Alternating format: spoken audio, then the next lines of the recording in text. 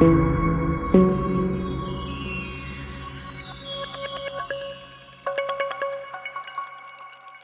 right, guys, so let me give you guys an update as to what I did.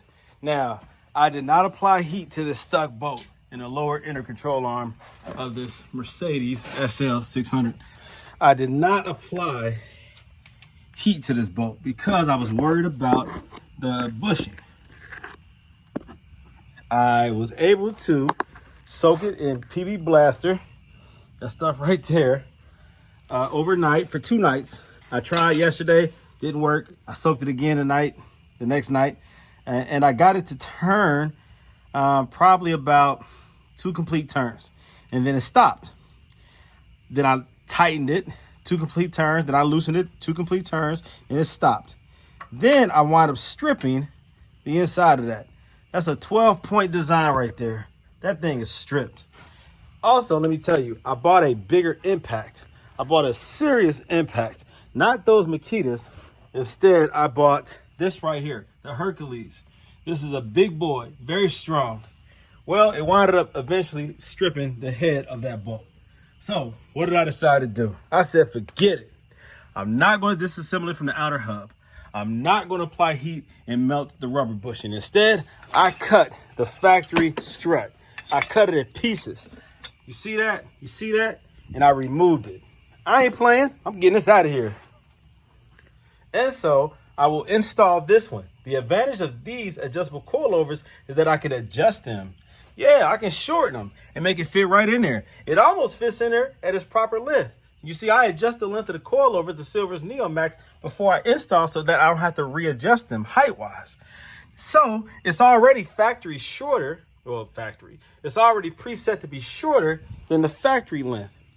Why did I cut the spring? Well, I had to cut the spring in order to depress the length of this factory ABC hydraulic strut. By cutting the spring up, I'm now able to shorten it by the force of my hands.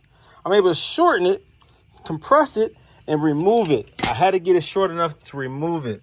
There was no other way for me to get that out of there unless, like I said earlier, and with a couple of you all's suggestion, to heat this bolt up, to melt it, to pull it out, to replace the bushing. You see, I didn't want to go through all that.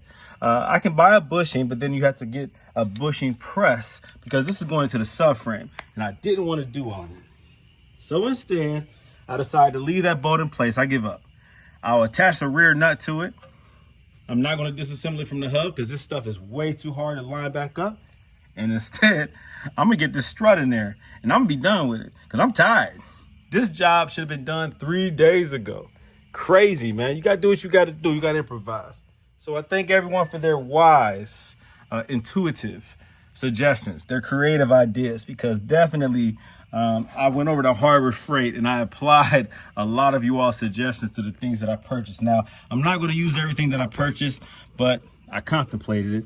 I even bought a torch, but I didn't use it because I was just reluctant. I was afraid of melting that bushing. I don't want to do that.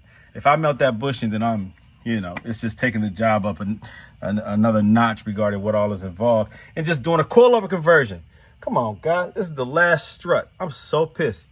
I was trying to keep everything in place, keep it factory. I didn't cut any of the ABC lines, even the sensors. Now, this sensor I did have to remove because I was trying to get this bolt undone, and that sensor was in the way. But I'll reinstall that. I'm doing this so that if he ever decides to go back to ABC, he can. Even if the next owner after him decides to, they can.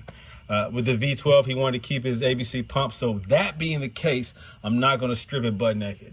Now, if he didn't want to keep the ABC pump, I would install a standard power steering pump, the 7-rib design for the V12, and then I would remove everything. All right. But I think we got the system sealed up, so it's not going to seep. It's not going to leak. I have the caps to put in here too. All the other 3 have the caps in. I put the cap in that one, and we're good to go, baby.